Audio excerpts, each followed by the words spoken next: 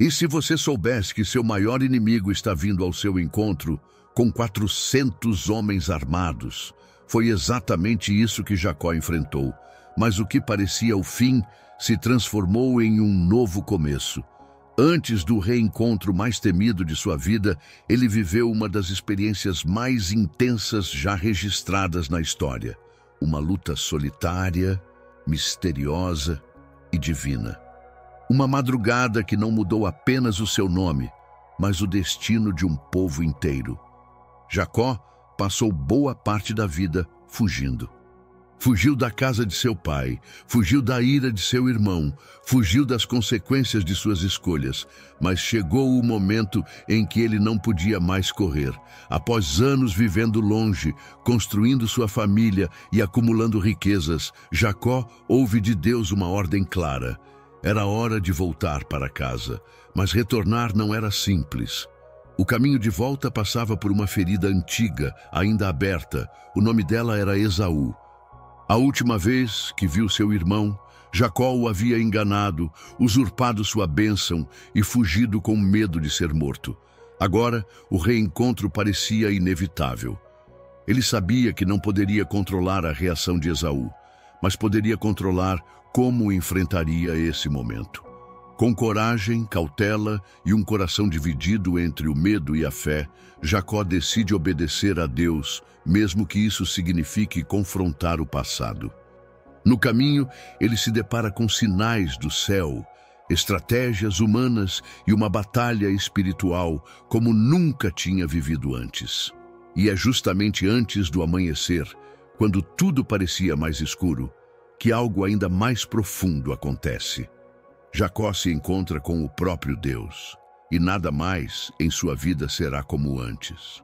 Essa não é apenas uma história sobre reencontros, é sobre transformação, sobre como o passado pode nos perseguir, mas Deus pode nos redirecionar. O sol ainda mal havia se levantado quando Jacó percebeu que não estava sozinho. A estrada do retorno era longa, mas de repente algo extraordinário aconteceu. Anjos de Deus apareceram diante dele.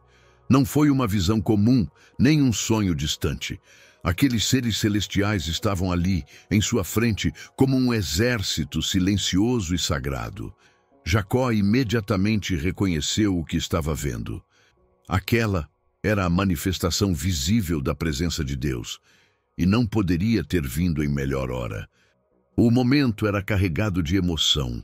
Anos antes, ao fugir de casa, Jacó teve um sonho em que via uma escada tocando o céu, com anjos subindo e descendo por ela. Agora, no caminho de volta, os anjos não estavam apenas em sonhos, mas o acompanhavam na realidade. Era como se o céu estivesse dizendo: você não está voltando sozinho. Aquela aparição trouxe consolo, mas também lembrava que o caminho adiante ainda seria duro. Com o coração tocado e os olhos cheios de reverência, Jacó deu àquele lugar o nome de Maanaim, que significa 2 exércitos. Era como se ele soubesse que a batalha que se aproximava não seria travada apenas com estratégias humanas, mas também em dimensões invisíveis. De um lado ele tinha sua família, suas posses, seus servos, do outro um exército celestial ao seu redor, pronto para o que viesse. Maanaim não era apenas um local geográfico, era um símbolo. Representava a dualidade que habitava o coração de Jacó: fé e medo, obediência e insegurança, coragem e vulnerabilidade. Estar naquele lugar era como estar entre 2 mundos, o natural e o espiritual. Ele sabia que Esaú se aproximava, mas agora tinha a certeza de que Deus também estava perto, e essa presença mudava tudo. Jacó não recebe nenhuma ordem direta dos anjos. Eles não falam, não entregam recados, não dão instruções. Mas mesmo em silêncio, sua presença comunica tudo o que ele precisava saber. Deus estava com ele. E mais, o Senhor já havia enviado seus exércitos à frente. Aquilo era mais do que uma preparação emocional. Era uma confirmação divina de que o caminho estava sendo guardado, mesmo que os desafios ainda estivessem por vir. É curioso notar que, mesmo depois de ver os anjos, Jacó continua com medo. Ele sabe que visões espirituais não anulam os perigos da realidade. A presença celestial lhe dá forças, mas não remove sua humanidade. Ele continua sendo um homem em conflito, tentando equilibrar suas estratégias com sua fé. E é nessa tensão que a história segue, mostrando que até mesmo os escolhidos por Deus enfrentam batalhas internas. Manaim se torna, então, uma espécie de portal entre o que foi e o que está por vir. Um lugar onde passado, presente e futuro se encontram por um breve instante. O Jacó que chegou ali era o mesmo que havia fugido no passado, mas também já era um homem diferente. Alguém que começava a entender que a verdadeira luta não era apenas contra o irmão, mas contra tudo aquilo que o impedia de confiar plenamente em Deus. Com o coração ainda marcado pela visão celestial em Manaim, Jacó decide agir.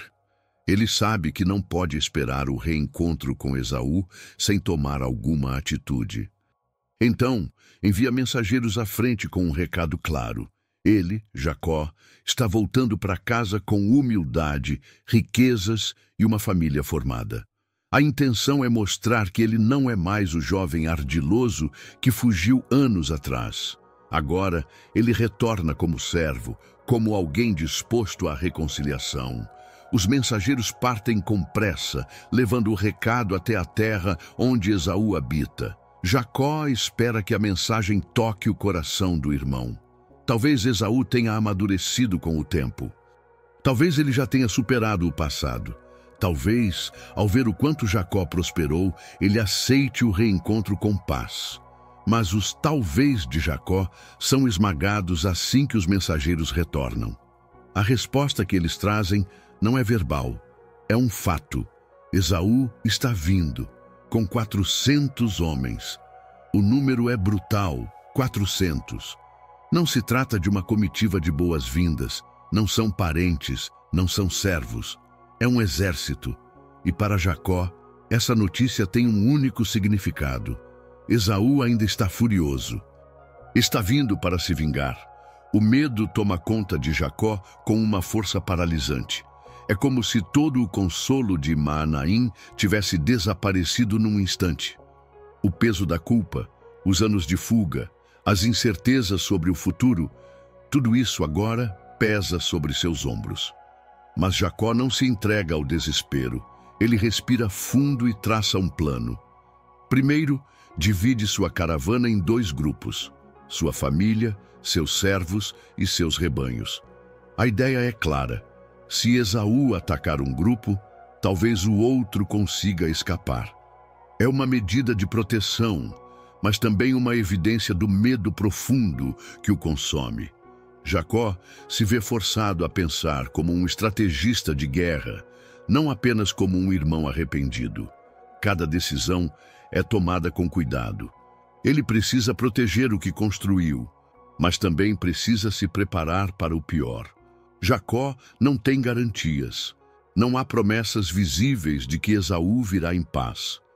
E isso o coloca diante de sua maior fragilidade. Ele pode ser rico, pode ser pai de muitos filhos, pode ter visto anjos no caminho, mas ainda assim é um homem vulnerável diante de algo que não pode controlar.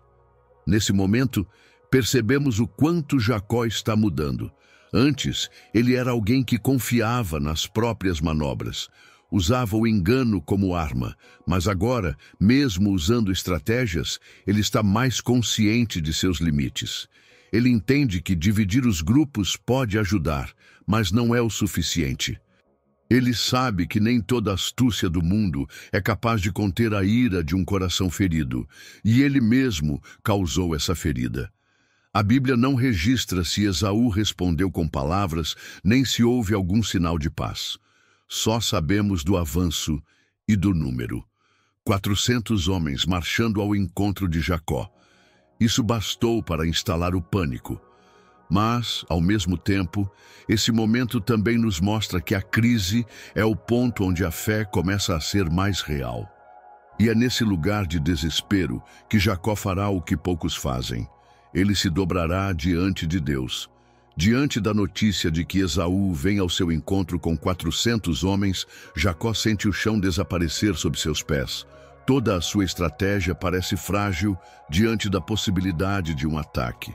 Ele poderia fugir novamente, esconder-se, tentar resistir, mas faz algo completamente diferente.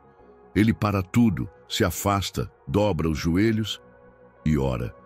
Pela primeira vez em muito tempo, Jacó busca a Deus com palavras que não pedem apenas bênçãos, pedem misericórdia. A oração de Jacó é um marco. Não é uma repetição decorada, nem uma tentativa de barganha com o divino. É uma confissão sincera, um clamor nascido da alma. Ele começa lembrando quem é Deus. Ó Deus de meu pai Abraão e Deus de meu pai Isaque. Não porque Deus precisasse ser lembrado disso, mas porque Jacó precisava reconhecer sua história. Ele invoca a fidelidade de Deus ao longo das gerações, como quem diz: eu sou parte dessa promessa, mas não me sinto digno dela. Em seguida, ele reconhece sua própria pequenez. Não sou digno de toda a bondade e fidelidade que tens mostrado ao teu servo. Essa frase, vinda de alguém que prosperou tanto, que se tornou pai de uma grande família, mostra o quanto Jacó está despido de orgulho. Ele não se apresenta diante de Deus como o homem abençoado, mas como o homem quebrado. Um coração rendido, sem máscaras, sem disfarces. Mas Jacó não para por aí. Ele lembra das promessas que Deus fez a ele. Tu disseste que me farias prosperar e tornarias minha descendência como a areia do mar, que não se pode contar. Esse trecho da oração é profundo. Jacó não está tentando manipular a vontade divina. Ele está, na verdade, se agarrando ao que Deus já havia dito. É como se dissesse: eu creio, mas estou com medo.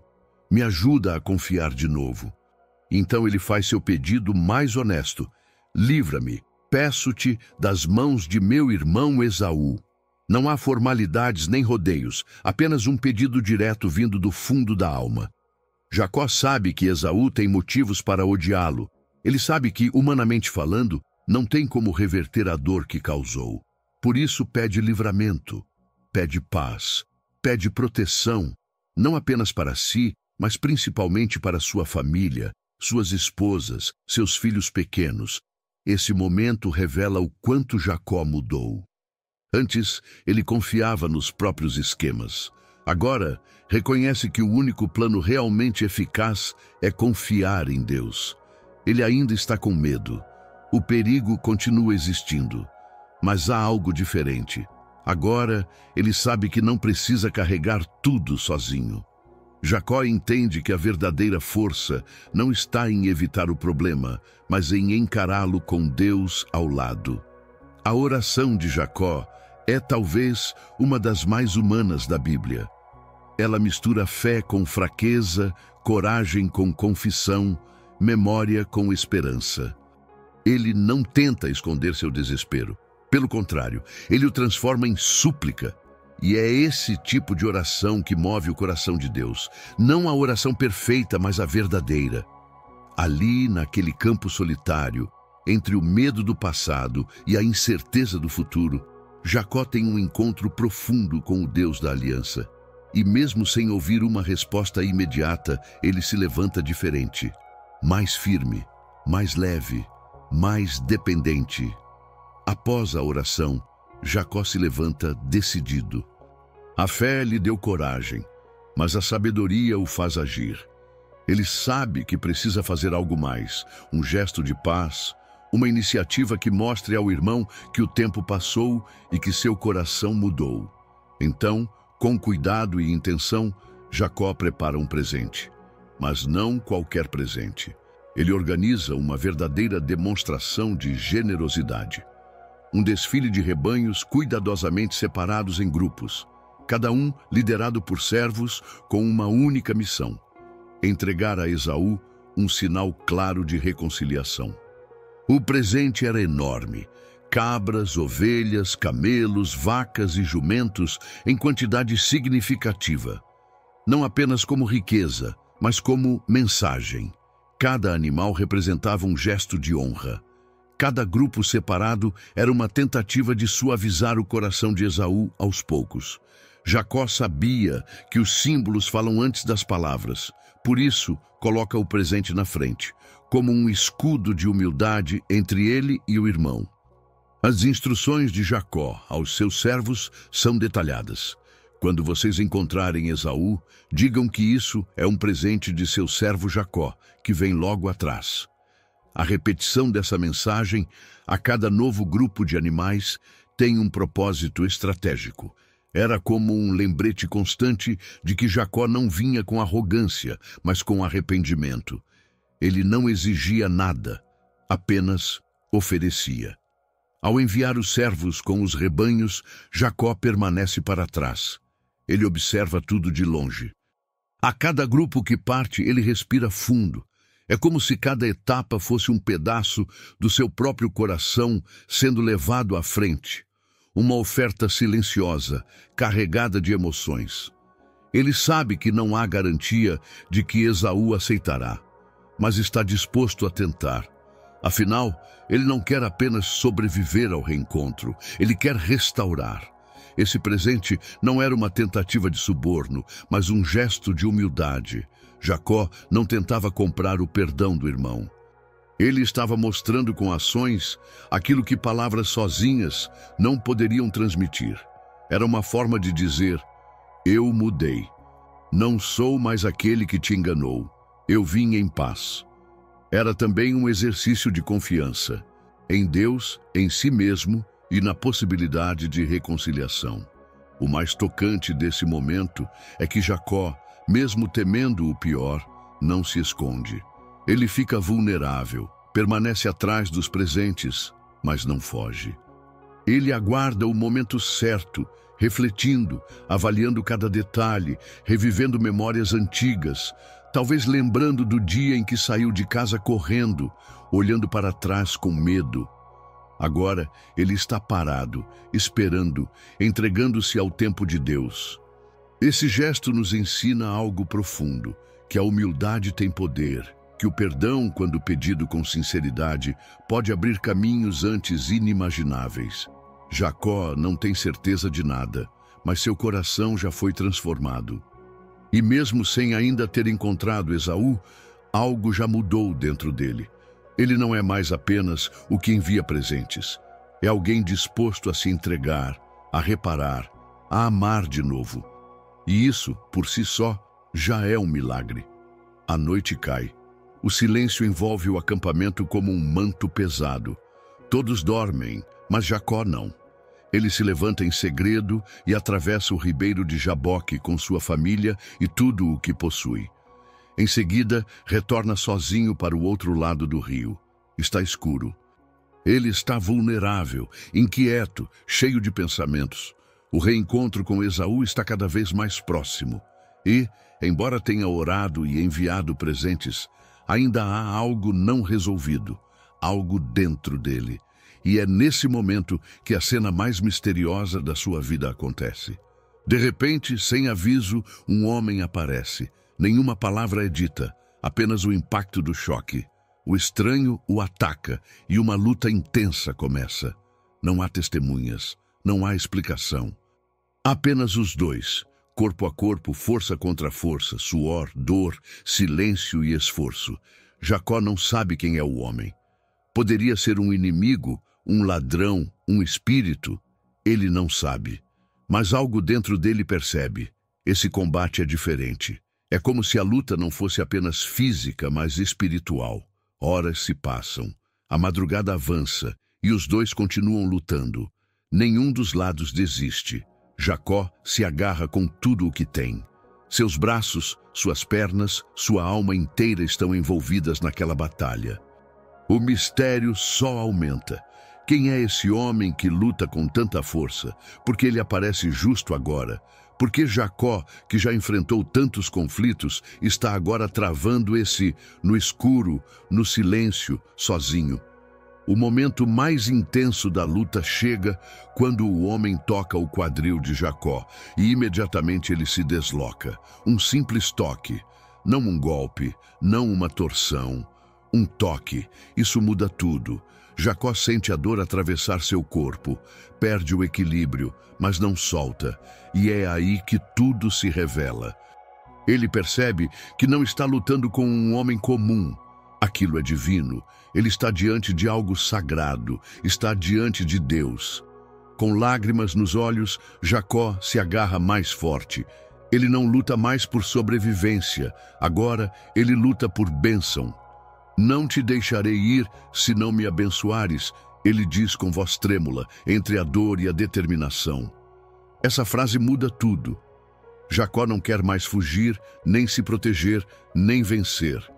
Ele quer ser abençoado, ele quer ser transformado. Ele quer deixar para trás quem ele foi e se tornar quem Deus o chamou para ser. Então, a resposta vem. Qual é o teu nome? E Jacó responde, talvez com vergonha, talvez com alívio, Jacó. Aquele nome carregava tudo o que ele havia sido, o enganador, o usurpador, o que toma o lugar do outro. Mas agora, ele ouve do homem, teu nome não será mais Jacó, mas Israel, porque lutaste com Deus e com os homens e prevaleceste. A mudança de nome é uma mudança de identidade. Ali, na madrugada, machucado, exausto, Jacó deixa de ser apenas alguém que foge e se torna alguém que enfrenta. O sol começa a nascer. O homem desaparece e Jacó fica mancando. Mas não importa. Ele está ferido, sim, mas está abençoado. Carrega no corpo a marca da luta e na alma a certeza de que algo mudou para sempre. Ele atravessa o ribeiro novamente, agora como Israel.